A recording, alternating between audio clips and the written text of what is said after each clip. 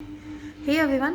आज पॉलिटी में कुछ इंपॉर्टेंट चीज़ें जो है जिन पर आपको ध्यान देना चाहिए, वो मैं डिस्कस करने वाली हूँ। I often get the question कि अगर पूछा जाता है कि सिलेबस में दिया हुआ है कि कंपैरिजन करना है आपको इंडियन कॉन्स्टिट्यूशन का बाकी देशों के कॉन्स्टिट्यूशन के साथ, तो ऐसा नहीं है कि हर फीचर को आपको हर देश के साथ कंपेयर करना होगा। इट्स एज सिंपल कि आपको सिर्फ जो फीचर हमने जहाँ से लिया है उसके साथ कंपेयर करना होगा। मतलब अगर हम लोग बात करते हैं पार्लियामेंट्री सिस्टम की, तो पार्लियामेंट्री सिस्टम जो है वो ब्रिटेन से इंस्पायर्ड है, तो हमको ब्रिटेन से ही कंपेयर करना होगा, क्वेश्चन वही पूछा जाएगा। सेकेंड चीज़ क्या है, अगर हम लोग वाइस प्रेसिडेंट की बात करते हैं तो वाइस प्रेसिडेंट जो है वो इंस्पायर्ड है यूएसए की कॉन्स्टिट्यूशन से, तो ऑब्वियसली कंपैरिजन जो है वही होता है जहाँ पर कुछ सिमिलैरिटी होती है। तो यहाँ पर आपको ये ध्यान रखना है। और चार चीज़ें इंपॉर्टेंट मैं बताना चाहती हूँ, जब आप पॉलिटी पढ़ते हैं तो चार चीज़ों का ध्यान रखना। एक तो कीवर्ड्स जैसे आपको दिया हुआ है पीआईएल दिया हुआ है, तो पीआईएल से रिलेटेड एक दो चीज़ें आपको पढ़ लेना है। प्री के लिए पढ़ रहे हैं तो आपको थोड़ा सा पॉइंट्स जो है इंपॉर्टेंट डेट्स पॉइंट्स और नाम अगर दिए तो वो याद रखना है। मेंस के लिए अगर आप पढ़ रहे हैं तो मेंस के लिए स्पेशली आपको डेफिनेशन जो है वो ऐसी याद होना चाहिए कि आप उसको लिख सके एग्जाम में।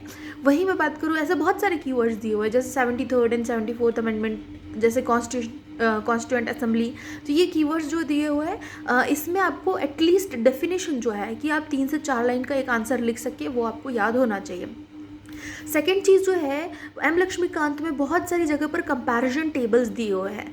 कैसे टेबल्स? फंडामेंटल राइट्स और डीपीएसपी यानी कि directive principles of state policy का कंपैरिजन मिलेगा आपको, और जैसे मनी बिल और फाइनेंस बिल का कंपैरिजन आपको मिलेगा। Council of ministers and cabinet ministers जो है उसका कंपैरिजन मिलेगा, या फिर फंडामेंटल राइट्स जो फॉरेनर्स को दिए गए हैं और जो सिर्फ सिटीजन्स को दिए गए हैं उनका कंपैरिजन। तो ऐसे बहुत सारे कंपैरिजन टेबल्स जो है ना उनसे स्पेशली क्वेश्चन पूछा जाता है, तो वो आपको याद रखना है। फिर इसके बाद जैसा हमने देखा कंपैरिजन, अगर हम देखें तो जब भी आप कोई टॉपिक पढ़ रहे हैं तो उसके एंड में ही आपको कंपैरिजन मिलेगा, और ज़्यादातर चीज़ें एम लक्ष्मीकांत में ऑफकोर्स मिल ही जाएगी। कंपैरिजन आपको एंड में मिलेगा, चैप्टर के एंड में। फिर उसके बाद एक चीज़ और याद रखना है कि जो आर्टिकल्स है, अब फंडामेंटल राइट्स और what was that, fundamental duties में तो खैर एक ही आर्टिकल है, ड्यूटीज़ थोड़ा बहुत पढ़ के याद रख लेना बस कि क्या क्या दिया हुआ है। और डीपीएसपी यानी कि directive principles of state policy, तो डायरेक्टिव प्रिंसिपल्स में आपको आर्टिकल्स याद रखने होंगे क्योंकि ज़्यादातर वहाँ से पूछा जाता है।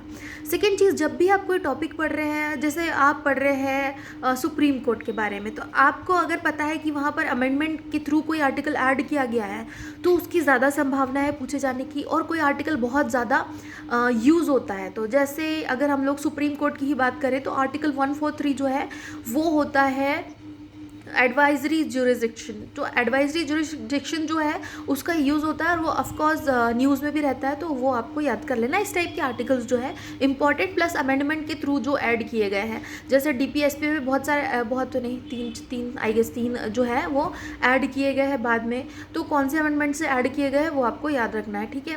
अब अमेंडमेंट वाला जो सेक्शन है वो तो खैर आपको पढ़ना ही है, उसमें कौन से स्टेट का बैड हुई है, कौन से इंपॉर्टेंट अमेंडमेंट्स है, और जो मेंशन किए गए 42nd और 44th जो है वो तो बहुत अच्छे से आपको पढ़ना ही है।